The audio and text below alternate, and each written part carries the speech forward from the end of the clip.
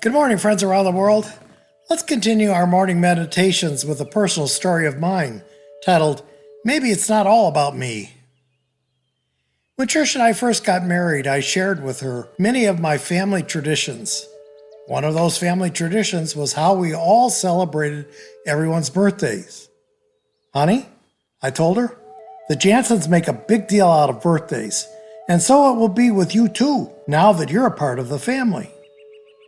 And for many years after that, we came together and honored each other's birthdays with great fun and enthusiasm. Then one year came along and my birthday was approaching. I was wondering how we might celebrate it with family and friends, but Trish never mentioned anything. At first I thought I won't push it. I'll just let her bring it up whenever she wants to. But you know what? She never did. She never asked me what I wanted for my birthday either.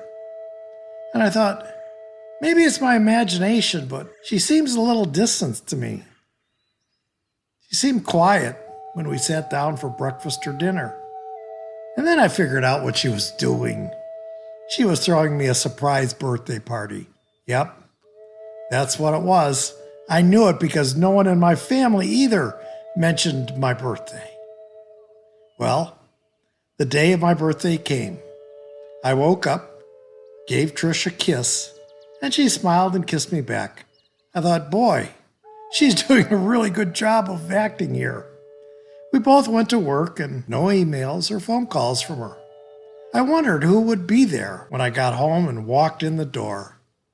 So I played along with her, not wanting to ruin her surprise.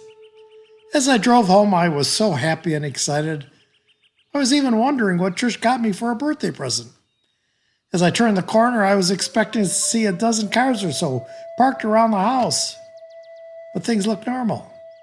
I thought, well, maybe it's a small, intimate group, and they've hid their cars around the corner. As I walked in the door expecting to hear, "Surprise!" there was absolute silence. Then reality hit me. Trish forgot my birthday.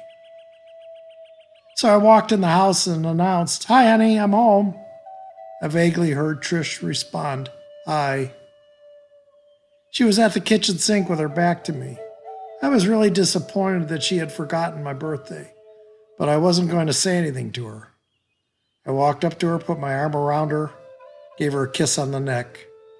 She hardly responded, so I asked her, "Are you okay?" She turned to me and said, "Yeah, I'm fine." I said to her, "Tell your face." We both sort of smiled. I knew there was something wrong, so I asked her to sit down with me. I looked her in the eyes and said, "Honey, what's wrong?" She looked up at me and I thought she was going to cry. She said that she's been having these symptoms and was really concerned about them, thinking it might be cancer. I got up and gave her a hug and told her we'll go through this together, whatever it is.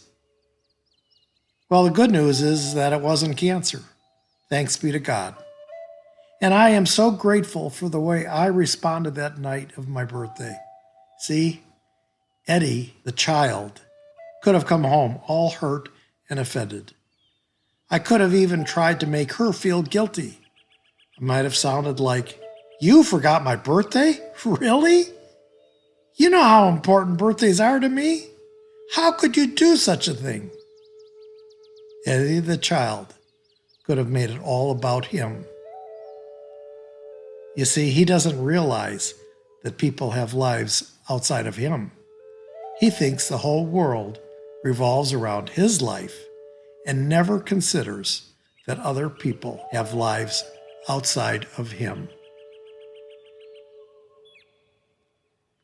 Let's spend the rest of the time we have together this morning and consider these things.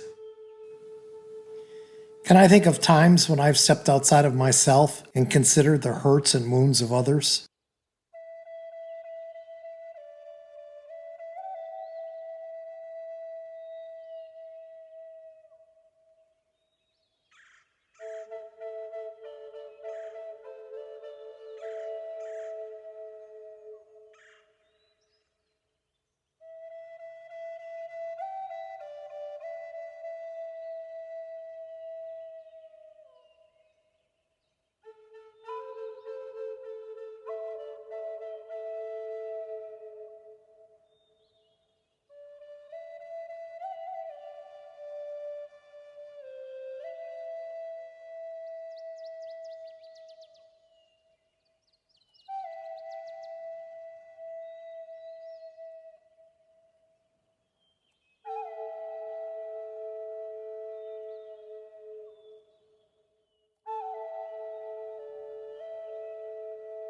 What enabled me to do that?